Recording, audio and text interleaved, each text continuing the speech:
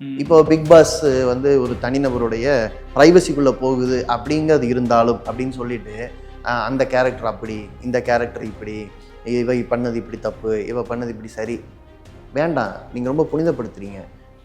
இது வந்து ஒரு எக்ஸ்பிரிமெண்ட்டாக அவங்க பண்ணுறாங்கன்னு சொல்லிட்டு பிஸ்னஸ் பண்ணுறாங்க. இது எக்ஸ்பிரிமெண்ட் இல்லை, they're planning it, they're planting it.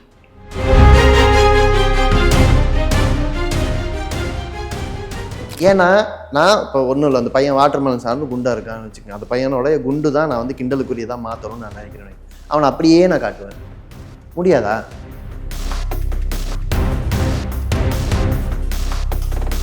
தாயோட அன்பையும் முதலாளித்துவமாக்கும், முதலாளித்துவம் சரக்காக மாற்றிடும். ஒருத்தரோட காதல் உணர்வையும் சரக்காக மாற்றிடும். உடல் இச்சையை மாற்றிடும். தொட தெரிஞ்சால் நல்லா இருக்குன்னா அதையும் சரக்காக மாற்றிடும்.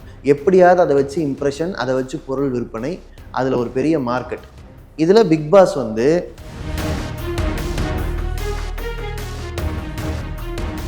ஒரு கேரக்டரை பார்த்து இவன் இப்படின்னு பேசுறது வந்து எல்லா சமூகத்துலேயும் காசிப் வந்து எல்லா குடும்பங்களையும் நார்மலாக பேசுவாங்க. அது ஒன்றும் புதுசு கிடையாது. ஸோ அதை வந்து பிக் பாஸ் தான் கொடுக்குதுன்னு சொல்கிறது எப்படி? இல்லை, அதாவது நீங்கள் வந்து எல்லாரும் பேசுவாங்க, ஆனால் பொதுவெளியில் வந்து பேசுவாங்களா?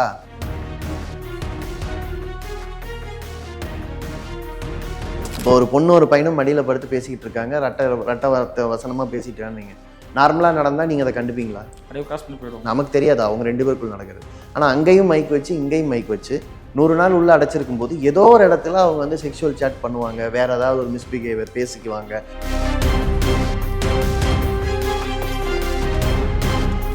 நீங்கள் எல்லாமே கமாடிட்டி தான், நீங்கள் எல்லாம் பொருள்கள் தான், நீங்கள் எல்லாம் சரக்கு தான். உங்களை நீங்கள் விற்றுக்கணும், அதுதான் உங்கள் திறமை. உங்களை விற்க தெரிஞ்சால் உங்களுக்கு வேலை கிடைக்கும், உங்களை விற்க தெரிஞ்சால் உங்களுக்கு வருமானம் கிடைக்கும், உங்களை விற்க தெரிஞ்சால் நீங்கள் இன்ஃப்ளூயன்ஸராக இருக்கலாம். இப்படின்னு சொல்லும்போது இது என்ன நியாயம் இந்த உலகத்தில்?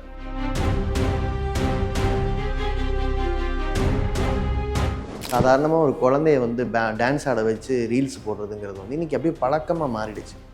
அந்த குழந்தையோட ப்ரைவசி, அந்த குழந்தையோட விருப்பங்கள், அது பண்ணுறது. இப்போ ஒரு பையன் வந்து எப்புட்றா அப்படின்னு சொல்லி பிரபலமாயிடறான். ஓகே,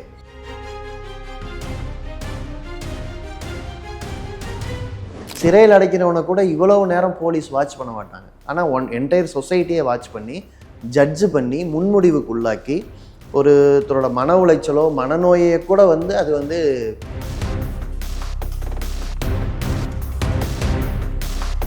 ஸோ அந்த நிறுவனத்துக்கு லாபம் வரும்னா அது வந்து யாரையும் அம்மனமாக கூட ஆட வைக்கும்.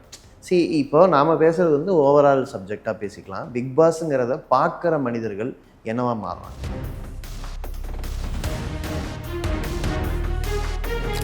வணக்கம் பேசினீர்கள். வணக்கம். வணக்கம். வணக்கம் தோழர். பிக் பாஸ் வந்து சீசன் ஸ்டார்ட் ஆகி இப்போ போயிட்டுருக்கு. அதில் வந்து சர்ச்சைக்குள்ளான விஷயம் என்ன அப்படின்னு பார்த்தீங்கன்னா அதோடைய போட்டியாளர்கள் தான்.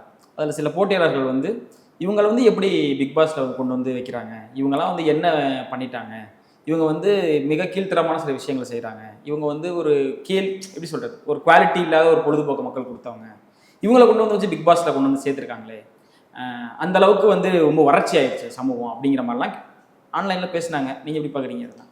முதல் விஷயம் வந்து இப்போ விஜய் சேதுபதியே கண்டஸ்டண்ட்டாக உள்ளே போனாலும், கமலஹாசனே உள்ளே போனாலும் அந்த ஷோ வந்து வேறு மாதிரி நடக்குமா? அந்த ஷோவோட தன்மை என்னங்கிறத ஓவராலாக பேசுவோம். மற்றபடி இவங்க போயிட்டாங்களான்னு கேட்டால் ஏதோ அது ஷோவுக்கு ஒரு புனிதத்தன்மை இருக்கிறதாகவும் நிறைய பேரை உள்ள அனுப்பிச்சு அதை கெடுத்துட்டதாகவும் மாறுது. நீங்கள் மொத்தமாகவே பெரிய இன்ஸ்டாகிராம் தான் பிக் பாஸ். சரியா? நீங்கள் இன்ஸ்டாகிராமு அல்லது ஃபேஸ்புக், சோஷியல் மீடியா இதெல்லாம் என்னவா மாற்றிருக்கு? உங்களோட லைஃபோட ஒரு ஸ்லைஸை கண்டென்ட்டாக மாற்றிருக்கு. நீங்கள் உங்கள் வாழ்க்கையவே பணைய வைக்கிறீங்க. செல்ஃபி எடுத்து செத்து போகிறான் பல பேர். வெள்ளம் நடக்கும்போது வெள்ளத்தோட தீவிரம் புரியாமல் அந்த தண்ணிக்குள்ளே போய் விழுகிறான் ஃபோட்டோ எடுக்கிறதுக்காக. இதெல்லாம் எப்படி வருது? இந்த மீடியா நம்மளை அப்படியே டிசைன் பண்ணுது. இது வந்து இவங்களோட லைக் வெறி கிடையாது. இந்த லைக் வெறி தான் அந்த மீடியாவோட ஒரு போதையாக என்கேஜ்மெண்ட்டாக இருக்குது. ஃபேஸ்புக்கோ இன்ஸ்டாகிராமோ அவங்க என்ன கண்டென்ட் கிரியேட் பண்ணுறாங்க? அவங்க வந்து நிறைய கண்டென்ட் கிரியேட்டர்ஸை உருவாக்குறாங்க. அந்த கண்டென்ட் கிரியேட்டர் செய்கிற கோமாளித்தனத்தை பாருங்கள். நிறைய வியூ வேணுங்கிறதுக்காக என்ன வேணால் பண்ணுவாங்க, உடம்பை காட்டுவாங்க, அதெல்லாமே பண்ணுவாங்க. ஆனால் அதை தாண்டி அதுக்கப்புறம் என்ன பண்ணுவாங்க? அந்த ஸ்பேஸை வச்சு ப்ராடக்ட் விற்பாங்க, அந்த ஸ்பேஸை வச்சு அட்வர்டைஸ்மெண்ட் ரெவென்யூ எடுப்பாங்க, சப்ஸ்கிரிப்ஷன் அமௌண்ட் எடுப்பாங்க. இப்போ சப்ஸ்கிரிப்ஷன் அமௌண்ட்டை அதாவது நீங்கள் சொல்கிற பல பேர் வந்து கிளாமராக இருக்காங்க, சப்ஸ்கிரிப்ஷன் வாங்குறாங்கன்னு வச்சுக்கலாமே. அதில் 30% யார் எடுத்துக்கிறாங்க? ஓகே, ஸோ அந்த நிறுவனத்துக்கு லாபம் வரும்னா அது வந்து யாரையும் அம்மனமாக கூட ஆட வைக்கும். இப்போ நாம் பேசுகிறது வந்து ஓவரால் சப்ஜெக்டாக பேசிக்கலாம். பிக் பாஸுங்கிறத பார்க்குற மனிதர்கள் என்னவா மாறுறாங்க, அதுதான் ரொம்ப முக்கியம்னு நான் நினைக்கிறேன். ஏன்னா இப்போ ஒரு பெரிய அளவுக்கு மீடியா வளர்ந்துருச்சு. அதாவது மீடியா இல்லாத காலம்லாம் இல்லை, மீடியா நிறைய இருக்கிற காலம். ஆனால் மீடியா நிறைய இருக்கிற காலத்துலேயும் பேசப்படாத செய்திகள், விவாதிக்கப்படாத விஷயங்கள், வாழ்க்கையோட பிரச்சனைகள் இருந்துக்கிட்டே இருக்கு. இந்த முரண்பாடு ஏன்னு தான் நம்ம பேசணும். நான் இல்லை, எனக்கு என்னென்னா மீடியா வந்து வாழ்க்கையோட, மனிதர்களோட, மக்களோட எல்லா பிரச்சனையும் பேசலாம். பிக் பாஸ்ங்கிறது ஒரு என்டர்டெயின்மெண்ட் ஷோ. அதை போய் நம்ம வந்து இவ்வளவு அது போய் மக்கள் பிரச்சனை இதெல்லாம் போய் பிக் பாஸோட கனெக்ட் பண்ணணுமா? இல்லை, நான் வேற விதமாக பேசலாமே. ஏன் பிக் பாஸை பேசணும்னு முதல்ல பேசணும். எனக்கு அதை பற்றி அவ்வளோ ஒன்றும் ஆசைலாம் கிடையாது. ஆக்சுவலாக இந்தியாவில் வந்து அதிகமான பேர் பார்க்குற தொலைக்காட்சி சேனல் நிகழ்ச்சியில் பிக் பாஸ் கிடையாது. சரியா? ஆக்சுவலாக இப்போ தமிழ்னு எடுத்துக்கிட்டோம்னா நிறையா, இப்போ புதுசாக வர நிறைய, இப்போ பாண்டியன் ஸ்டோரில் ஆரம்பித்து எதிர்நீச்சல் வரைக்கும் நிறையா இருக்குது. எனக்கு சீரியல்ஸ் பேர் ஃபுல்லாக தெரியல. ஆனால் சன் டிவியோடைய ஒரு 4 சீரியல் தான் தமிழ்நாட்டில் மோஸ்ட் வாட்ச்டு இப்போவும். அதே மாதிரி இந்தியா முழுக்க பார்த்தோம்னாலுமே ஸ்டாருடைய சீரியல்கள் தான், ஸ்டார் சேனலுடைய சீரியல்கள் தான். ஆனால் பிக் பாஸ்க்கு அப்போவும் ஒரு முக்கியமான இடம் இருக்கிறதுக்கு காரணம் என்னென்னா, பிக் பாஸ் இந்தியாவில் என்னென்ன மொழியில் இருக்குன்னு பாருங்கள். தமிழ், மராத்தி, கன்னடம், மலையாளம், தெலுங்கு, ஹிந்தி. இப்போ இதர மொழியில் இல்லை. அப்போ இது யாரோட கண்டென்ட்டு? கொஞ்சம் படித்த, கொஞ்சம் மிடில் கிளாஸ் இருக்கிற, கொஞ்சம் நல்லா சம்பாதிக்கிறவங்களை என்கேஜ் பண்ணுற கண்டென்ட். பிக் பாஸோட பெரிய ஸ்டைல் என்னென்னா, நீங்கள் வந்து அதில் வரக்கூடிய விஷயத்த சோஷியல் மீடியாவில் அடுத்த நாள் விவாதிப்பாங்க. ஸோ இது வந்து நிறைய இன்ஃப்ளூயன்சர்ஸை க்ரியேட் பண்ணுது, நிறைய பிரபலங்களை க்ரியேட் பண்ணுது. பிரபலங்களை கூடுதல் என்கேஜ்மெண்ட் வர வைக்குது. வெறும் சேனலுக்கு மட்டும் இல்லை, வெறும் பிராண்டுக்கு மட்டும் இல்லை, சோஷியல் மீடியாவுக்கும் சேர்த்து. ஓகே. ஸோ அது மூலமாக தன்னை இது லைம்லைட்டில் வச்சுக்குது. இந்த ஷோங்கிறது முதல்ல அறமா நியாயம்தானா அப்படிங்கிறது ஒன்று கேட்கலாம். இன்னொன்று, இதை பார்க்குறவங்களுக்கு அப்படி என்ன அர்ஜு, படித்த மிடில் கிளாஸாக இருக்கிற எல்லாம் தெரிஞ்சவங்கன்னு தன்னை காட்டிக்கிறவங்களுக்கு இந்த மாதிரி ஷோவை பார்க்குறதுல அப்படி என்ன அர்ஜு, அதில் அவங்களுக்கு என்ன நியாயம் இருக்குது, இந்த விஷயங்கள் நம்ம பேச வேண்டியிருக்குன்னு நான் நினைக்கிறேன். ஒரு கதைன்னு தெரிஞ்சு பார்க்குற சாதாரண மக்கள் சீரியல் பார்க்குறதுக்கும் அந்த சீரியலை கிண்டல் அடிச்சுக்கிட்டு பிக் பாஸ் பார்க்குறதுக்கும் வித்தியாசம் இருக்குது. ஏன்னா அந்த சீரியல் பார்க்குறவனுக்கு கிண்டல் அடிக்கிறான்ல, அது என்னங்க அப்படி மோசமா அப்படின்னு சொல்லி அவனுக்கு கதைன்னு தெரியும். சரி, நம்ம லைஃபுக்கும், இப்போ நம்ம லைஃப்பில் யாரும் பட்டு புடவை கட்டிட்டு சமைக்க மாட்டோம். ஆனால் சீரியலில் பட்டு புடவை கட்டிட்டு லிப்ஸ்டிக் போட்டெல்லாம் சமைப்பாங்க, நம்ம பார்த்துருக்கோம். டிஃப்ரென்ஸ் தெரியும், பார்க்குற மக்களுக்கு தெரியும். வசனத்தை கேட்டுட்டு வேலையை பார்த்துக்கிட்டே இருப்பாங்க. எனக்கு தேவை ஒரு கதை சொல்லல் இந்த சமுதாயத்தில் வேணும் கேட்குறாங்க. ஆனால் பிக் பாஸ் அப்படி நீங்கள் அப்படி பண்ணிட்டு போக முடியுதா? அப்போ இதை பார்க்குறவங்க யார்? அதுக்கப்புறம் இது பக்கமாக எழுதுறாங்க. நான் பார்த்தேன், இப்போ ரீசெண்டாக யாத்திரின்னு ஒருத்தருக்கும் அந்த எழுதியிருந்தார், காதலில் பல விதம்னு சொல்லிட்டு நான் பார்த்தேன். அவர் என்னென்னமோ எழுதுவார். ஆனால் ஃபேஸ்புக்கில் உட்காந்து பிக் பாஸ் பார்த்து எழுதுகிற அளவுக்கு நேரம் இருக்குது அப்படிங்கும்போது ஓகே. ஸோ எழுதுகிற தன்னோட இன்ஃப்ளூயன்ஸை அதிகப்படுத்திக்கணும்னு நினைக்கிற பல பேருக்கு பிக் பாஸ் ஒரு வடிகால். அது மூலமாக தான் ரியாக்ட் பண்ணால் தனக்கு நிறையா வியூவர்ஷிப் கிடைக்குங்கிறது வந்து சோஷியல் மீடியாவில் ஓவராலாக இருக்குது. ஓகே, பிக் பாஸோட இலக்கு யார், என்ன? ஜஸ்ட் வந்து நீங்கள் சொல்கிறீங்க சீரியலை வந்து ரீப்ளேஸ் பண்ணது வரலன்னு. அப்போ யாரை டார்கெட் பண்ணுறாங்க? என்ன சீரியல் அதை ரீப்ளேஸ் பண்ணல. சீரியல்ங்கிறது வந்து தெரிஞ்சே செய்யக்கூடிய ஷோஸ் தான். நீங்கள் ரியாலிட்டி ஷோஸ்க்கும் சீரியல்ஸ்க்கும் வித்தியாசம் இருக்குது இல்லையா? பிக் பாஸ் ரியாலிட்டி ஷோவில் வராதா? வரும். ஆனால் இதில் ஒரு வித்தியாசம் இருக்குது. இப்போ ரியாலிட்டி ஷோனா சூப்பர் சிங்கர் இருக்குது. சூப்பர் சிங்கரில் வந்து உண்மையிலேயே அந்த பாடகருக்கு பாடுற திறமை இருக்கணும். ஆனால் ஷோவை இன்னுமே மெருகூட்டி காட்டுறதுக்காக ரிஹர்சல் எடுத்து ட்ரைனிங் பண்ணி அப்புறம் தான் மேடலை பாட வைப்பாங்க. ஆனால் அங்கே மார்க் போடுவாங்க. ஸோ மக்களுக்கு வந்து தன்னுடைய ரசனைக்கு ஒரு ரியாக்ஷன் இருக்கிறதா, தன்னோட ரெஃப்ளெக்ஷன் வந்து அந்த சேனலில் இருக்கிறதா நினைப்பாங்க. ரியாலிட்டி ஷோ எல்லாமே அப்படி தான். பெரும்பாலும் வந்து தான் ஒரு அட்வென்ச்சர் பண்ணணும்னு நினைப்பாங்க. அந்த அட்வென்ச்சரை ஒருத்தர் செய்வார், அதை கேமரா குரூ பின்னால் போய் எடுக்கும். ஸோ செமி ஸ்கிரிப்டட், இது ஃபுல்லாக ஸ்கிரிப்டுக்கு நடிக்கிறது கிடையாது. பாதி ஸ்கிரிப்டு, மீதி வந்து அவங்களோட ஒரிஜினல். இப்போ நான் வந்து நீயா நானா ஷோக்கு நான் போகிறேன்னு வைங்களேன், நான் பேசுகிற எல்லா டைலாகுமெல்லாம் வந்து நான் பேசுகிற கருத்தெல்லாம் வந்து அவங்க டிக்டேட் பண்ண மாட்டாங்க. ஆனால் என்கிட்ட இருந்து என்ன விஷயத்துக்கு பதில் வாங்கணும் அப்படிங்கிறதுல ஒரு 7 மணி நேரம் ஷூட் பண்ணி 1.5 மணி நேரம் எடுத்து போடுவாங்க. அந்த 1.5 மணி நேரத்தில் நான் ஒரு 10 நிமிஷமோ 5 நிமிஷமோ பேசியிருப்பேன். அந்த 5 நிமிஷத்தில் நான் இதை தான் பேசணும், இந்த விஷயத்தை நான் ரெப்ரசென்ட் பண்ணணும்னு ஸ்கிரிப்டில் இருக்கும். ஓகே. ஆனால் அதை நான் தான் பேசணும்னு அவங்களுக்கு தெரியாது. என்ன மாதிரி ஒரு 10 பேர் உட்கார வச்சுருப்பாங்க, யார் ரிஃப்ளெக்ட் பண்ணுறாங்களோ அதில் எது சுவாரஸ்யமாக இருக்கோ அதை எடுத்துப்பாங்க. இப்படி தான் ரியாலிட்டி ஷோஸ் பொதுவாக கட்டமைக்கப்படுது. இது நீங்கள் தவிர்க்க முடியாது. இது வந்து என்டர்டெயின்மெண்ட் இண்டஸ்ட்ரிங்கிறது வந்து நியூஸ் சேனலை விட பல மடங்கு அதிகமான வியூஸ் கொடுக்குற ஒரு சேனல். அதில் வந்து நீங்கள் கோடிக்கணக்கான ரூபாய் ஒவ்வொரு விளம்பரத்துக்கும் ஒவ்வொரு மணி நேரத்துக்கும் செலவாகும், காசு இருக்குது. அதனால் அது அப்படி இருக்கும். ஆனால் பிக் பாஸ் அப்படிங்கிறது சர்வைலன்ஸோட ஒரு உச்சம். அதாவது உங்களை வந்து ஒரு 100 நாள் ஒரு ரூம்குள்ளே அடைச்சி வச்சுக்கிட்டு உங்களை சுற்றிலையும் கேமரா, உங்கள் மேலே எப்போவுமே ஒரு மைக்கு, நீங்கள் பேசுகிற ஒவ்வொரு வார்த்தையும் உங்களோட ஒவ்வொரு நடவடிக்கையும் ரெக்கார்ட் ஆகும். இந்த ரெக்கார்ட் ஆகிறதுக்கு நீங்கள் ஒத்துக்கிட்டு நீங்கள் உள்ளே போகிறீங்க. இதுதான் ஷோவோட விதின்னு சொல்கிறது மூலமாக இப்போ மக்கள் வந்து என்னங்க ஒரு மனுஷனை வந்து இது வந்து ஒரு டார்ச்சரிங் இல்லையா? வாலண்டியராக காசு கொடுக்குறதுக்காக சிறையில் அடைக்கிறவனை கூட இவ்வளவு நேரம் போலீஸ் வாட்ச் பண்ண மாட்டாங்க. ஆனால் என்டையர் சொசைட்டியை வாட்ச் பண்ணி ஜட்ஜு பண்ணி முன்முடிவுக்கு உள்ளாக்கி ஒருத்தரோட மன உளைச்சலோ மனநோயை கூட வந்து அது வந்து வேற மாதிரி காட்டும். அது இல்லையா? ஒருத்தர் அழுதுகிட்டே இருக்காங்கன்னா அது மனநோயோட வெளிப்பாடு. ஆனால் அங்கே என்னவா இருக்கும்? அழுதுகிட்டே இருக்கானா ஒரு அழுமுஞ்சி அப்படின்னு காட்டுவாங்கன்னு வச்சுக்கோங்களேன். ஸோ இந்த மாதிரி இதுக்கு ஏற்ப உருவாக்குறது இருக்குல்ல, இது வந்து சமுதாயத்தை நீங்கள் வந்து சர்வைலன்ஸுக்கு பழக்கப்படுத்துறது, கண்டினியூஸ் வாட்சிங்க்கு பழக்கப்படுத்துறது, தொடர்ந்து உங்களை பார்த்துக்கிட்டே இருக்கிறது வந்து ஒரு என்டர்டெயின்மெண்ட்டோட ஒரு வடிவம் அப்படின்னு பண்ணுறது வந்து இன்னொன்று வந்து வாழ்க்கையில் ஒரு பகுதி எடுத்து அதை ஒரு பேசு பொருள் ஆக்குறது, அந்த கிசுகிசு பண்ணுறதை வந்து ஒரு பேசு பொருள் ஆக்குறது வந்து ஒரு சொஃபிஸ்டிகேஷனாக மாற்றுறது, மரியாதைக்குரிய விஷயமா. புரியல.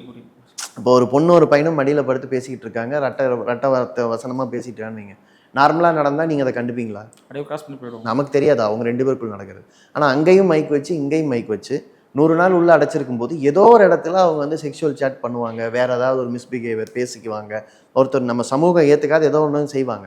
இப்போ நான் அதை எடுத்து நான் பப்ளிஷ் பண்ணுறேன். பப்ளிஷ் பண்ணுறது மட்டும் இல்லாமல் அதுக்கு ஒரு நியாயத்தை எழுதி நான் இதை இப்படி பார்க்குறேன், இந்த பொண்ணு எவ்வளோ பேசுகிறத பாருங்கள் உங்களுக்கு புரியுதா அப்படின்னு நான் ஒரு ரீல்ஸ் கிரியேட் பண்ணி போகிறேன், அதில் எனக்கு இம்ப்ரெஷன் கிடைக்குதுன்னா இது மாதிரி நார்மலாக 2 பேர் பேசியிருந்தா பண்ணுவீங்களா? மாட்டீங்க தானே. அப்போது ஒரு கார்ப்பரேட் கம்பெனி சில 1000 ரூபாயை கையில் கொடுத்துட்டு ஒரு 2 பேரை வந்து ஒரு ரூமில் அடைச்சி வச்சுட்டு அவங்க என்ன வேணால் பேசலாம், அதை நான் விற்கலாம் அப்படிங்கிறது இருக்குல்ல, அது அவங்களும் அதை இம்ப்ரெஷனாக பார்க்குறது இருக்குல்ல. இதுக்கு நீங்கள் சொசைட்டியை பழக்கப்படுத்திடுறீங்கல்ல. ஓகே. இப்போ இது எந்த விதத்தில் வந்து மற்ற வியாபாரங்கள்லேருந்து இது வித்தியாசமானது? நீங்கள் மற்றவங்களையெல்லாம் அவமானகரமாக பார்க்குறீங்க, சரி இதை எடுத்து கண்டென்ட் ஆக்கி போடுற நீங்கள் யார்? கேள்வி இருக்குல்ல. ஸோ இது ஏன் நடக்குதுன்னா எல்லாமே கமாடிஃபை ஆகுது. இது வந்து நீங்கள் முதலாளித்துவம்ங்கிறத பேசாமல் இதை பேச முடியாது. எல்லாவற்றையும் சரக்காக மாற்றுறது முதலாளித்துவம். இப்போது தாயோட அன்பையும் முதலாளித்துவம் சரக்காக மாற்றிடும், ஒருத்தரோட காதல் உணர்வையும் சரக்காக மாற்றிடும், உடல் இச்சையை மாற்றிடும், தொட தெரிஞ்சால் நல்லா இருக்குன்னா அதையும் சரக்காக மாற்றிடும். எப்படியாவது அதை வச்சு இம்ப்ரெஷன், அதை வச்சு பொருள் விற்பனை, அதில் ஒரு பெரிய மார்க்கெட். இதில் பிக் பாஸ் வந்து நான் ஏற்கனவே சொன்னேன், படித்த மிடில் கிளாஸுக்கிட்ட அது ஒரு ரசனை ஏற்படுத்துறதுனால அவங்க தான் பையிங் கெப்பாசிட்டி இருக்கிறவங்க. ஓகே. நீங்கள் இந்தியாவில் வந்து இங்கிலீஷ் நியூஸ் சேனல்ஸ் நிறையா இருக்குது, அதோட வியூவர்ஷிப் எவ்வளோ இருக்கும்? இந்தியாவில் இங்கிலீஷ் பேசுகிறவங்க எவ்வளோ பேர் இருக்காங்க? அப்போ அதுக்குள்ளே கம்மியாக தானே இருக்கும். ஆனால் அவர் மிடில் கிளாஸ் சேர்ந்தவர், அவர் நிறைய பை பண்ணுவார். அப்போது ஒரு விளம்பரதாரர் நிறைய பேர் பார்க்குற சேனலுக்கு போகிறத விடவும் ஆங்கில சேனலுக்கு போவார். ஓகே. ஏன்னா அந்த சேனலில் ஒரு க்ரீம் மட்டும், நான் எந்த க்ரீம் அல்ல நினைக்கிறேனோ அந்த க்ரீமை மட்டும் எடுத்துக்க முடியும். அந்த மாதிரி இந்த ஷோ யார் வந்து இப்போ பெண்கள்லாம் சீரியல் பார்ப்பாங்க, ஆனால் ஆண்கள் பிக் பாஸ் பார்ப்பாங்க. இன்ஃப்ளூயன்சர் கிரியேட் பண்ணுறது சீரியலால் முடியல, சீரியல் வந்து ஒரு லெவலுக்கு தான் பண்ணும் அது வந்து. ஆனால் இது வந்து சோஷியல் மீடியாவில் இம்பேக்ட் பண்ணும். சீரியல் கிரியேட் பண்ணுற டைலாகுங்கிறது ஒரு குடும்பத்துக்குள்ளே இருக்கும், ஆனால் ஒரு பிக் பாஸ் கிரியேட் பண்ணுற டைலாக் வந்து சமூக விவாதமாக மாறிடும். இன்னொன்று 100 நாளில் இந்த பிஸ்னஸ் நடக்கிறதுனால ஒரு பெரிய நடிகரை கூப்பிட்டு ஒரு நாளைக்கு 1 கோடி கூட சம்பளம் கொடுத்து நீங்கள் வந்து இந்த 100 நாளில் இருக்கிற ஒவ்வொரு வீக்கெண்ட்லேயும் உட்கார வைக்க முடியும். ஓகே. இப்போ விஜய் சேதுபதிக்கு ஒரு நாள் கால் சீட் எவ்வளவோ இருக்கலாம், புரியுது, அவரை கூப்பிட்டு உட்கார வைக்க முடியும் இந்த ஷோவில். ஸோ அது வந்து இன்னும் அதிகமான வியூவர்ஷிப்பை கொடுக்கும், இன்ஃப்ளூயன்ஸை கொடுக்கும். ஸோ இப்படி தான் அது நடக்குது. எனக்கு என்னென்னா ஓகே, இப்போ தமிழ்நாட்டில் சில வருஷங்களாக நடக்குது, நான் ஹிந்தியில் இதுக்கு முன்னாடியே நடக்குதுன்னு கேள்விப்பட்டேன், இது உலகம் முழுக்க நடக்குது அப்படின்னு நான் கேள்விப்படுறேன். இப்போ நீங்கள் சொல்கிறத பார்த்தா இது ஒரு என்டர்டெயின்மெண்ட்டு, இதை இவ்வளோ சீரியஸாக பார்க்கணுமா அப்படின்னு எனக்கு தோணுது. மேட்டர் நீங்கள் சொல்கிறீங்க உலகம்லாம் நடக்குதுன்னா இதுக்கான எதிர்ப்புகள் வந்திருக்கும், இதெல்லாம் இதை பற்றி டிஸ்கஸ் பண்ணியிருப்பாங்க, அப்படிலாம் எதுவும் இல்லை. நிறைய இது மேலே ரிசர்ச் பேப்பர்ஸ் இருக்குது, ஆராய்ச்சிகள் நடந்திருக்கு. சட்ட ரீதியாக வந்து இது ஒரு வாட்டர் இருக்குது. என்னென்னா இப்போ வந்து முதல் ஐஏனின்னு ஒருத்தரை வந்து சிபிஎஸ்ன்னு ஒரு அமெரிக்கன் சேனல் வந்து ஒரு சீக்ரெட் ஏஜென்ட்டோட சேர்ந்து ஷூட் பண்ணுறாங்க. அவர் வந்து ஒரு திருட்டுத்தனம் பண்ணுறதா நினச்சிக்கிட்டு சீக்ரெட் ஏஜென்ட் வந்து அவங்க பின்னால் போகிறாங்க, இவங்களும் ஷூட் பண்ணி அதை கண்டென்ட் ஆக்குறாங்க. அமெரிக்காவில் இருக்கக்கூடிய நீதிமன்றம் வந்து அவரை தலையிட்டு இந்த கேஸில் தலையிட்டு இந்த டேப்பெல்லாம் ஒப்படைங்க, உங்களுக்கு வந்து ரைட்ஸ் கிடையாது அப்படின்னு சொல்கிறாங்க. இதிலிருந்து தான் முதல்ல வந்து இந்த ரியாலிட்டி ஷோஸில் இண்டிவிஜுவல் லைஃபையே கண்டென்ட்டாக மாற்றலாம். ஓகே. அவருக்கு அறியாமல் அவர் பின்தொடர்ந்து சீக்ரெட் ஏஜென்ட் மூலமாக பின்தொடர்ந்து 24 மணி நேரமும் கேமராவோடையே வச்சுருந்து ஏதாவது ஒரு இடத்துல தப்பு செஞ்சு மாட்டிக்கிட்டாருன்னா, அதே மாதிரி ஒரு தடவை வந்து ஒரு பறவை வல்லுநரை அதே மாதிரி பண்ணியிருக்காங்க. ஏன்னா அவர் எதாவது பறவைக்கு விஷம் வைக்கிறாரான்னு கண்டுபிடிக்கிறதுக்காக அதையும் நீதிமன்றம் கண்டிச்சிருக்கு. ஸோ இதுலேருந்து அது ஸ்டார்ட் ஆகுது. இப்போ வந்து எண்டோமால் சைன்னு ஒரு கம்பெனி வந்து இந்தியாவில் பிக் பாஸ் நடத்துகிறாங்க இல்லையா, அவங்க தான் எண்டோமால் சைன். நான் புரிதலுக்காக கேட்குறேன். என்ன பொறுத்த வரைக்கும் விஜய் டிவி தான் பிக் பாஸ் நடத்துது, நான் புரிஞ்சுக்கிறேன். இல்லை அதாவது இங்கே தமிழ்நாட்டில் விஜய் டிவி, சவுத் இந்தியாவில் பொதுவாக ஸ்டார் குழுமம். ஆனால் நீங்கள் நார்த்துக்கு போகும்போது கலர்ஸ் கிட்ட தான் அவங்க விற்கிறாங்க. ஸோ யாருன்னா ஒரு ஷோவை வந்து இவங்க ப்ரொடியூஸ் பண்ணி எந்த சேனலில் இந்த ஷோவை ஏர் பண்ணால் இவங்களுக்கு கேட்குற காசை அந்த சேனல் ஷேர் கொடுக்குமோ அவங்கக்கிட்ட அவங்க ஏர் பண்ணுவாங்க. ஸோ இந்த கம்பெனி வந்து ப்ரொடக்ஷன் கம்பெனி. இந்த பிக் பாஸுங்கிற நிகழ்ச்சியோட பேட்டனை அவங்க மட்டும்தான் உலகம் முழுக்க ஃப்ரான்ச்சைஸ் பண்ணுவாங்க. ஒரு 60 நாடுகள், ஆமாம், ஒரு 60 நாடுகளில் இவங்க ஃப்ரான்ச்சைஸ் பண்ணியிருக்காங்க. ஸோ 60 நாடுகளில் 100 நாள் வெவ்வேறு மாதிரி இந்த ஷோ நடக்கும். இந்தியாவில் மட்டும் இந்த கம்பெனி சம்பாதிக்கிறது வந்து ஃப்ரான்ச்சைஸ் பண்ணதுனால சம்பாதிக்கிறது 100 to 150 கோடி ரூபாய் ஒவ்வொரு சீசனுக்குன்னு சொல்கிறாங்க. ஆனால் என்டையர் மார்க்கெட்டுன்னு பார்க்கும்போது இந்த சேனல்கள்லாம் சேர்ந்து சம்பாதிக்கிறதுங்கிறது 2000 கோடி ரூபாய் வரைக்கும் வரும் ஒரு சீசனுக்கு அப்படின்னு சொல்கிறாங்க. இது வந்து அந்த கம்பெனி சம்பாதிக்கிறது. இந்த ஷோவால் ஏற்படுற இம்ப்ரெஷன், அது மூலமாக ஒரு பிஸ்னஸ் இன்க்ரீஸ் ஆகிறது, இதெல்லாம் தனி. இந்த ரியாலிட்டி ஷோவை நடத்துகிற அந்த எண்டமால் ஷைனோட ஓனர் கம்பெனி தான் மாஸ்டர் ஷெஃப் அப்படிங்கிற வேற ஒரு உலக புகழ் பெற்ற நிகழ்ச்சியும் நடத்துகிறாங்க. இது மாதிரி நிறைய ரியாலிட்டி ஷோஸும் அவங்க நடத்துகிறாங்க. அவங்க என்ன பண்ணுறாங்கன்னா அதை ரெக்கார்ட் பண்ணுவாங்க, உலகம் முழுக்க அதை கண்டென்ட் ஆக்கி விற்பாங்க. சிலது இப்போ ஜியோ ஹாட்ஸ்டாரில் இருக்கும், ஹாட்ஸ்டாருக்கு அது இம்ப்ரெஷன் தானே, ஜியோ ஹாட்ஸ்டாருங்கிற ஆப்புக்கு. ஸோ அவங்க வந்து என்ன பண்ணுவாங்கன்னா டிஜிட்டல் ரைட்ஸை தனியாக விற்றுருவாங்க, டிவி ரைட்ஸை தனியாக விற்றுருவாங்க. அந்தந்த ரைட்ஸில் அவங்கவுங்க சம்பாதிச்சுக்கிட்டே இருப்பாங்க. பட் ஆனால் இதை எடுத்து வெளியில் நீங்கள் போடும்போது காப்பி ரைட்டு, மற்ற இஷ்யூ, அதெல்லாத்தையும் எப்படி பணமாக்குறது, இது தனி. ஸோ நீங்கள் எவ்வளோ இம்ப்ரெஷன் க்ரியேட் பண்ணுறீங்களோ அவ்வளோக்கு அவ்வளோ இதில் வந்து மார்க்கெட் வேல்யூங்கிறது இருக்கும். இப்போ விஜய் டிவி என்ன பண்ணுவாங்க, ஒரு பொண்ணு அதில் பிரபலம் ஆகுதுன்னு வைங்களேன், அந்த பொண்ணை தூக்கி வேற ஒரு ஷோவில் போடுவாங்க, அந்த ஷோவில் இம்ப்ரெஷன் எடுக்க பார்ப்பாங்க. மொத்தத்தில் வந்து பிரபலத்தை காசாக்குறதுங்கிறது பண்ணிக்கிட்டே இருப்பாங்க. இப்படி தான் இது பெரிய அளவுக்கு ஒரு உலகம் முழுக்க பிக் பாஸ் மட்டும் ஒரு 5000 கோடி ரூபாய் மார்க்கெட்னு சொன்னாங்க. நான் இன்னொரு படித்தேன், சேனல் 4 வந்து பிக் பிரதர்னு சொல்லிட்டு இவங்களோட ஷோ, அந்த சேனலுக்கு வந்து விளம்பர வருமானத்தில் டோட்டல் வருமானத்தில் 25% பிக் பாஸ் கொடுத்துருக்கு. 2014 நினைக்கிறேன். அப்போ வந்து அவங்க என்ன சொல்கிறாங்கன்னா, இவ்வளோ வருமானம் வருதுன்னா நான் ஏன் பிக் பாஸ் நடத்த மாட்டேன்? ஏன்னா எனக்கு மொத்தமாக 12 மணி நேரம் நான் போடுற 24 மணி நேரத்தில் 23 மணி நேரம் நான் போடுற ஷோ அத்தனைக்கும் கிடைக்கிற வருமானத்தை விடவும் 1 ஹவரில் எனக்கு கிடைக்கிற வருமானம் அதிகம்னா 25% வருதுன்னா நான் ஏன் அதை போட மாட்டேன்? அந்த ஒரு வருஷத்தில் மட்டும் அவங்க கால்குலேட் பண்ணது அந்த சேனல் 2000 கோடி ரூபாய் வந்து ஆட் ரெவென்யூவில் எடுத்திருக்கு அப்படின்னு கால்குலேட் பண்ணி சொன்னாங்க. யூகேவோட ஆடு வருமானம் வேற, விகிதம் வேற. இப்போ சேனல் 4 வந்து அதை பண்ணதா ஒரு ரிசர்ச் பேப்பர் தான் இது எல்லாமே. அப்போ டிவி சேனல்ஸ் வந்து இது செய்வாங்க. சட்டப்படி இதை தடுக்கணும்னா நீங்கள் சர்வைலன்ஸ் பற்றின ஒரு புரிதல் வேணும். இன்னொன்று, ஒரு மிடில் கிளாஸ்க்குள்ளே ஒரு அவர்ஷன் வரணும். இதெல்லாம் ஒரு தனிநபர் வாழ்க்கைங்கிறது வந்து ஒரு கன்சியூமபிள் மெட்டீரியலா? அப்போ நாளைக்கு என்னோடய வாழ்க்கை இப்படி கன்சியூமபிள் மெட்டீரியலாக ஆகலாமா? ஆகுது. இப்போ சிக்கல் என்ன தெரியுமா? சாதாரணமாக ஒரு குழந்தைய வந்து டான்ஸ் ஆட வச்சு ரீல்ஸ் போடுறதுங்கிறது வந்து இன்றைக்கி அப்படியே பழக்கமாக மாறிடுச்சு. அந்த குழந்தையோட ப்ரைவசி, அந்த குழந்தையோட விருப்பங்கள், அது பண்ணுற. இப்போ ஒரு பையன் வந்து எப்புட்றா அப்படின்னு சொல்லி பிரபலமாயிடறான், ஓகே. இன்னொரு பையன் வந்து அழுது யாரோ தூக்கிட்டு போகிறாங்க, கடத்திட்டு போகிறதா நினச்சி அழுது பிரபலமாயிடறான். ஒரு பர்டிகுலர் பீரியடுக்கு அப்புறம் அவன் திரும்பி பார்க்கும்போது அந்த பிரபலம் மூலமாக அவனுக்குள்ளே ஏற்பட்ட இம்ப்ரெஷனை மாற்ற முடியுமா? அது அவனை வந்து ஒரு டவுன் ஆக்கியிருக்கலாம், அல்லது அவனை வந்து ஒரு கோமாளியாக மாற்றிருக்கலாம், கேலி சித்திரமாக மாற்றிருக்கலாம். அது எது பண்ணுதுன்னா இந்த மீடியா தன்னோட இம்ப்ரெஷனுக்காக பண்ணிடுது. அது ஒருத்தரோட லைஃப்பை கம்ப்ளீட்டாக சேஞ்ச் பண்ணுது. ஸோ குழந்தைங்க ஒரு குறைந்தபட்சம் தன்னை பற்றின ஒரு அவேர்னஸ் வர்றதுக்கு முன்னால் வரைக்கும் இந்த மாதிரி விஷயங்கள்லாம் நம்ம வந்து ஒரு விழிப்போடு இருக்கணும் அப்படின்னு இல்லையே, அதெல்லாம் உடச்சிடுது. நம்மளோட கல்ச்சர் அப்படிங்கிறத வந்து இது வேறு மாதிரி மாடிஃபை பண்ணுது. நீங்கள் எல்லாமே கமாடிட்டி தான், நீங்கள் எல்லாம் பொருள்கள் தான், நீங்கள் எல்லாம் சரக்கு தான். உங்களை நீங்கள் விற்றுக்கணும், அதுதான் உங்கள் திறமை. உங்களை விற்க தெரிஞ்சால் உங்களுக்கு வேலை கிடைக்கும், உங்களை விற்க தெரிஞ்சால் உங்களுக்கு வருமானம் கிடைக்கும், உங்களை விற்க தெரிஞ்சால் நீங்கள் இன்ஃப்ளூயன்சராக இருக்கலாம் இப்படின்னு சொல்லும்போது இது என்ன நியாயம் இந்த உலகத்தில்? நான் ஏன் என்னை விற்றுக்கணும்? நான் என்னை ஒரு சுயமரியாதையோட வாழணுங்கிறத தாண்டி நான் என்னை விற்றுக்கணும்னு எப்படி வருது?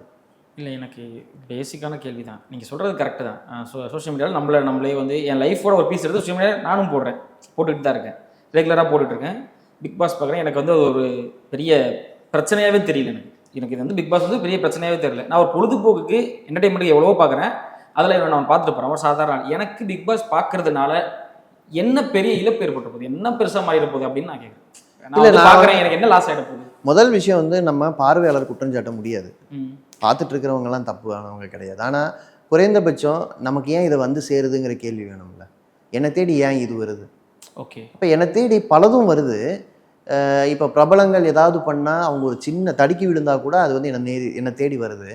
ஆனால் என்னோட சாதாரண பிரச்சனைகள் என்னாலேயே அதை ஏற்றக்கூட முடியல, என்னால் அதை பேசக்கூட முடியல. ஏன்னா அது கண்டென்ட் இல்லைன்னு நான் வந்து என்னை மாற்றிடுறாங்க. ஓகே, இது கண்டென்ட் இல்லைப்பா, இப்போ லைஃபோட ஒரு ரியல் இஷ்யூ எனக்கு பேசணும்னு தோணுது, நான் போடணும்னு தோணுது. ஆனால் இதெல்லாம் ஏன் பார்ப்பான்? நம்மளும் ஏதாவது அழுது இல்லை ஏதாவது டிசைன் வேறு ஏதாவது பண்ணி போடலாம் அப்படின்னு நினைக்கிற இடத்துக்கு பக்குவப்படுத்துகிறாங்கல்ல. அப்போது நம்மளோட ரியல் லைஃப் இஷ்யூஸு நமக்கே ஒரு சுவாரஸ்யமான பிரச்சனை இல்லைன்னு மாற்றுறாங்கல்ல. அதை ரியலைஸ் பண்ணணும். இது வந்து நீங்கள் ஒரு பெரிய சிஸ்டத்தில் ஒரு பார்ட்டாக இருக்கீங்க, அட்லீஸ்ட் அது தெரிஞ்சு வச்சுக்கோங்க. ஆமாம், உங்களை சுற்றி போடுற ஒரு டிவி சேனல் இப்படி ஒரு ஷோ போடுறான்னா அவங்களுக்கு நோக்கம் இருக்குது, நம்ம அந்த நோக்கத்தோட தான் பயன்படுத்தி கொள்ளப்படுறோன்னு தெரிஞ்சுக்கங்க. இன்னொன்று, இது மேலே வந்து ஒரு பெருசாக ஒரு தத்துவத்தை ஒரு கருத்தை கட்டமைக்காதீங்க. இப்போ பிக் பாஸ் வந்து ஒரு தனிநபருடைய ப்ரைவசிக்குள்ளே போகுது அப்படிங்கிறது இருந்தாலும் அப்படின்னு சொல்லிட்டு அந்த கேரக்டர் அப்படி, இந்த கேரக்டர் இப்படி, இவ பண்ணது இப்படி தப்பு, இவ பண்ணது இப்படி சரி, வேண்டாம். நீங்கள் ரொம்ப புனிதப்படுத்துறீங்க. இது வந்து ஒரு எக்ஸ்பிரிமெண்ட்டாக அவங்க பண்ணுறாங்கன்னு சொல்லிட்டு பிஸ்னஸ் பண்ணுறாங்க. இது எக்ஸ்பிரிமெண்ட் இல்லை, they're planning it, they're planting it. அப்போ உண்மையிலேயே விவரமானவங்கன்னா அட்லீஸ்ட் இதை பேசுங்க. இந்த மாதிரி 1000 ஷோஸ் வரும், இந்த ஷோ எல்லாமே கார்பரேட்களுடைய ப்ராஃபிட் அவங்க வந்து இப்போ லாபத்தை உறிஞ்சுவதற்காகத்தான் இதை செய்கிறாங்க. ஸோ இதை செய்கிறாங்கங்கிறத பேசுங்க. இன்னொன்று, இது பின்னால் வந்து டிசைன் இருக்குது. இது வந்து கேமரா பண்ணுறாங்க, எடிட் பண்ணுறாங்க. ஒன்றும் இல்லைங்க, 24 hours ஒரு ரூமுக்குள்ளே எல்லாரையும் ஷூட் பண்ணிக்கிட்டே இருக்கீங்க. அப்போ கூட நீங்கள் நினச்சவன் மேலே ஒரு எதிர்ப்புணர்வை கொண்டு வர முடியும். ஏன்னா நான் இப்போ ஒன்றும் இல்லை, அந்த பையன் வாட்டர்மெலன் சார்ந்து குண்டாக இருக்கான்னு வச்சுக்கோங்க, அந்த பையனோட குண்டு தான் நான் வந்து கிண்டலுக்குரியதாக மாற்றணும்னு நான் நினைக்கிறேன். அவனை அப்படியே நான் காட்டுவேன் முடியாதா? அவன் பேட் லைட்டில் காட்டணும். ஏன்னா அங்கே வந்து ஒரு 30 கேமரா 40 கேமரா இருக்குது. எந்த கேமராவில் எந்த ஷாட்டில் அவரை காமிச்சா கேலியாக இருக்குமோ நான் அதை பண்ணுறேன். இன்னொருத்தரை செக்ஷுவலாகவே எக்ஸ்ப்ளாய்ட் பண்ணுற மாதிரி காட்டணும், அவங்களோட நல்ல அம்சங்களை காட்ட வேண்டிய தேவையே கிடையாது. முடியாதா? ஏன்னா நான் வந்து உங்களுக்கு சுவாரஸ்யமாக விற்கணும்னு தான் நினைக்கிறேன். அதுக்காக இந்த 10 பேர் உள்ளே இருக்கிறவங்களை தாண்டி 100 பேர் சுற்றி உட்காந்துட்டு இருக்கான். ஒவ்வொரு மொமெண்ட்டையும் எப்படி காசாக்கலாம், எப்படி அதை எடுத்து பண்ணலான்னு சொல்லிட்டு அவங்களுக்கு அதுக்கு வருமானம், அவங்களும் அதை தெரிஞ்சு செய்யலை, அதை செஞ்சாதான் அவங்களுக்கு வேலை. ஓகே, ஸோ இத்தனையும் நடக்குது, இதுதான் ஸ்ட்ரக்சர், இப்படி தான் நடக்குதுன்னு சொல்கிறதுல என்ன இருக்குது? ஒரு கேரக்டரை பார்த்து இவன் இப்படின்னு பேசுறது வந்து எல்லா சமூகத்துலேயும் காசிப் வந்து எல்லா குடும்பங்களையும் நார்மலாக பேசுவாங்க, அது ஒன்றும் புதுசு கிடையாது. ஸோ அதை வந்து பிக் பாஸ் தான் கொடுக்குதுன்னு சொல்கிறது எப்படி? இல்லை, அதாவது நீங்கள் வந்து எல்லாரும் பேசுவாங்க, ஆனால் பொதுவெளியில் வந்து பேசுவாங்களா? எல்லாருக்குமே ஒரு டெஃபினிஷன் உண்டு. என் வீடு, என்னோட எல்லை, என்னோட ஃப்ரெண்ட்ஸு, இதை பிரேக் பண்ணவங்க கிட்ட நான் இதை பேசுவேன். ஆனால் எனக்கு தெரியாத ஒருத்தரை, எனக்கு சம்பந்தம் இல்லாத ஒருத்தரை கேலியாவோ கிண்டலாவோ நான் பேச மாட்டேன். இது வந்து சிவிக் சென்ஸ்ன்னு சொல்லுவாங்க, ஒரு சமுதாயத்தில் பண்பட்ட மனிதனாக மாறுவது. அதை உடைக்கிறோம் நம்ம. ஏற்கனவே சோசியல் மீடியா அதை உடைக்குது. எப்படின்னா, முகம் தெரியாமல் என்ன வேணால் பேசிக்கலாம், ஆனால் உங்கள் முகம்தாங்க தெரில, உங்கள் மனசு எல்லாருக்கும் தெரியுது. ஸோ இது வந்து உங்கள் பண்பாடை மாற்றலையா? இந்த கேள்வி இருக்குல்ல. அப்போ என்ன நடந்துடும்? அப்படி இல்லை, இதுதான் நடக்குது, இது நடக்கக்கூடாது. நமக்குள்ளே அது நடக்கக்கூடாது. இது நடக்கிறதுக்கு முயற்சி நடக்கும், பட் நமக்குள்ள இப்போ ஒரு நடிகரோட கிசுகிசு எப்படி பேசணுமோ அது மாதிரி இண்டிவிஜுவல் கிசுகிசு பேசுகிற இடத்த நோக்கி இன்னும் டீக்ரேட் ஆகி வரும். அதையே பேசக்கூடாது அப்படின்னு சொல்கிற இடத்துல இருக்கணும்னு நம்ம. ஓகே, இன்னொரு கடைசி கேள்வி எனக்கு பொதுவாக தோன்றது என்னென்னா, ஓகே பிக் பாஸ் வந்தால் அதை போய் கார்பரேட்டோட கனெக்ட் பண்ணுறோம், எது வந்தாலுமே அதை போய் கார்பரேட்டோட கனெக்ட் பண்ணால் கார்பரேட்டாக தான் எல்லாமே இருக்குது, கார்பரேட் தான் பண்ணுறான், இதில் தான் என்டர்டைன்மெண்ட் கிடைக்குது. இதை போய் நீ தப்புன்னு சொல்லிக்கிட்டே இருக்கீங்களே, என்ன ஒரு மாதிரி கார்ப்பரேட் தூய்மைவாத மாதிரி நம்ம ஏதோ பேசிட்டு இருக்கோமோ அப்படிங்கிற மாதிரி எனக்கு தோணுது. கார்ப்பரேட்ஸ் இல்லாமல் இன்னைக்கு நம்மளோட வாழ்க்கையில் எதுவுமே கிடையாதுங்கிறது கரெக்டு. ஆனால் இவங்க எல்லாருமே பிஸ்னஸ் தொடங்கும்போது நம்மளோட சமுதாயத்தோட எத்திக்ஸுக்கு உள்ளே நின்று அவங்க விளையாடினாங்க இல்லையா? யாருமே ஒரு தொழிலுக்குள்ளே வர்ற எல்லாருமே மக்களுக்கு இந்த ப்ராடக்ட் தேவை, அதுக்காக தயாரிக்கிறேன். இந்த ஸ்டேஜ் வரைக்கும் யாராவது முதலாளியை, கார்ப்பரேட்டை, இப்போ கூட சிறு முதலாளிகள் நிறைய பேர் இருக்காங்க. ஒரு மளிகை கடை அண்ணாச்சி இருக்காருன்னு வச்சுக்கலாம், அவர் ஒரு வணிகர். அவர் விற்கிற ஒவ்வொரு விஷயத்தையும் மளிகை கடை அண்ணாச்சி தான் தப்புன்னு நம்ம பேசுவோமா? கிடையாது. அவர் தான் நம்ம வீட்டுக்கு தேவையான பொருள் எல்லாமே கொடுக்குறாரு. ஆனால் ஒன்ஸு ஒரு ஒரு உற்பத்தியாளர் கார்ப்பரேட்டாக மாறின பிறகு தன்னோட ப்ராடக்ட்டுக்காக மக்களை வளைக்கிறார். அங்கே தான் நீங்கள் கேள்வி எழுப்புறீங்க. இல்லை, அதை தானே அவங்க திறமைன்னு சொல்கிறாங்க. திறமை கிடையாது. சரி, ஓகே, அது திறமைன்னு வச்சுக்கலாம். அந்த திறமை உனக்கு மட்டும் எப்படி வந்தது? ஏன்னா உங்ககிட்ட மட்டும் கோடிக்கணக்கான ரூபாய் இருக்குது. இப்போது ஒரு சாதாரண ஒரு பனியன் தயாரிக்கிற ஒரு பனியன் உற்பத்தியாளர் அவரோட பனியனை விற்கிறதுக்கும் ஒரு கார்ப்பரேட் முதலாளி விற்கிறதுக்கு வித்தியாசம் இருக்குது. அவர் ப்ராடக்ட் தேவை இருக்கிற இடத்த நோக்கி ஓடுவார், ஒரு சிறு முதலாளி. ஆனால் ஒரு பெரிய கார்ப்பரேட் என்ன பண்ணுவாங்க, தன்னோட பிராண்டுக்கு முதல்ல ஒரு பெரிய நடிகருக்கு அதை மாட்டி விட்டு அது மேலே ஒரு மதிப்பை உருவாக்கி, இப்போ ஓவர் சைஸில் டிஷர்ட் நார்மலாக இருந்தால் என்ன பண்ணுவீங்க, ஓவர் சைஸ்ப்பா இது எனக்கு வேணான்னு தூக்கி வச்சுருவீங்க. ஓவர் சைஸே ஒரு மார்க்கெட் பிராண்டாக நான் மாற்றி நான் அதுக்கு பிறகு அதை உங்ககிட்ட விற்க ஆரம்பிக்கிறேன். சரியா? இதுக்கு நான் ஒரு மார்க்கெட் ரிசர்ச் பண்ணுறேன், அதுக்கு நான் செலவு பண்ணுறேன். அது வரைக்கும் ஓகே. ஆனால் என்கிட்ட எக்ஸஸாக ப்ரொடியூஸ் ஆயிடுச்சு. இப்போது தமிழ்நாட்டில் ஒரு 10 சேனல் இருக்குது, என்டர்டெயின்மெண்ட் சேனல். எல்லா சேனலும் எப்படியாவது உங்களை என்டர்டெயின் பண்ணி ஆகணும், எப்படியாவது உங்களை பார்க்க வச்சாகணும். ஏன்னா நீங்கள் அந்த சேனலை பார்த்தா அந்த சேனலில் போடுற விளம்பரத்தை நீங்கள் பார்ப்பீங்க. ஸோ விளம்பரதாரருக்கு எப்படியாவது தன்னோட விளம்பரத்தை உங்ககிட்ட காட்டியாகணும், சேனலுக்கு எப்படியாவது அவர் மூலமாக அதை காட்டியாகணும். ஸோ அவர் என்ன பண்ணுறாரு, எப்படி என்கேஜ்மெண்ட் கெயின் பண்ணலாம்? அப்போ அவரோட மோதல் இன்னைக்கு சோஷியல் மீடியாவோட, அவரோட மோதல் வாட்ஸ்அப்போட. அப்போ வாட்ஸ்அப்புக்குள்ளே எப்படி போகலாம், சோஷியல் மீடியாவுக்குள்ளே எப்படி போகலான்னு அவர் உலகம் முழுக்க இருக்கிற ஏதாவது ஒரு கண்டென்ட்டை கொண்டு நம்மகிட்ட விற்கிறாரு. அதை எந்த தரத்துக்கும் கீழே இறக்கி விற்க பார்ப்பாரு. ஆனால் நான் கேட்குறேன், பிக் பிரதர் யூகே பண்ணுற பல விஷயத்த பிக் பாஸ் தமிழ் பண்ணாது. அதுக்கு காரணம் என்ன? Cultural resistance. சில விஷயத்த நம்ம ஏற்றுக்க மாட்டோம். ஓகே, இப்போ செக்ஷுவல் கண்டென்ட்னு வச்சுக்கலாம். வேற ஒரு நாட்டில் நடக்கிறது இங்கே நீங்கள் அந்த எல்லைக்கு போக மாட்டீங்க, ஆனால் அதுக்கு முன்னால் எல்லையில் நிற்பீங்க. நான் கேட்குறது இது முதல்ல கண்டென்ட்டானு கேட்குற கேள்வியும் நம்மகிட்ட இருந்து தொடங்குச்சுன்னா இந்த கார்பரேட்டுகள் தங்களோட பிஸ்னஸ் எத்திக்ஸில் சில மாற்றத்தை கொண்டு வருவாங்கல்ல. நீங்கள் ஏன் அதோடைய எளியா அவங்களோட ரேட்டாக மாறுறீங்க? அவங்களுடைய சோதனை கூடத்தில் நீங்கள் உட்காருங்க, நீங்களே போய் அட்மிட் ஆகிக்கிறீங்க ரேட்டா. அவ்வளோதான் நான் கேட்குறதே தவிர எல்லா கார்பரேட்டுமே பெருமுதலாளியாக மாறிடுறாங்க. அவங்க விருப்பத்துக்கு சந்தையை வளைக்க பார்ப்பாங்க. அதுக்கான சக்தி இருக்குது, அதுக்கான பவர் ஸ்ட்ரக்சர் அவங்களுக்கு இருக்குது, அதுக்கான நெருக்கம் இன்னைக்கு இருக்கிற ஆளும் வர்க்கத்தோடு அவங்களுக்கு இருக்குது. அவங்க எல்லா ஊடகங்களையும் உங்களை சுற்றி இருக்கிற எல்லாத்தையும் ஓன் பண்ணி வச்சுருக்காங்க. அப்போ அதை எப்படி பேசாமல் இருப்பீங்க? நீங்கள் பேசாமல் இருந்தீங்கன்னா அதை ஏற்றுக்குங்கன்னு அர்த்தம். நான் அட்லீஸ்ட் நான் என்ன பண்ண நினைக்கிறேன்னா அதை கான்சியஸ் பண்ண பார்க்குறேன், அந்த உணர்வுக்குள்ளே ஏற்றணும்னு பார்க்குறேன். நான் மட்டும் இல்லை, நம்ம எல்லாரும் சேர்ந்து அதை செய்யணும். ஓகே, நன்றி தோழர்.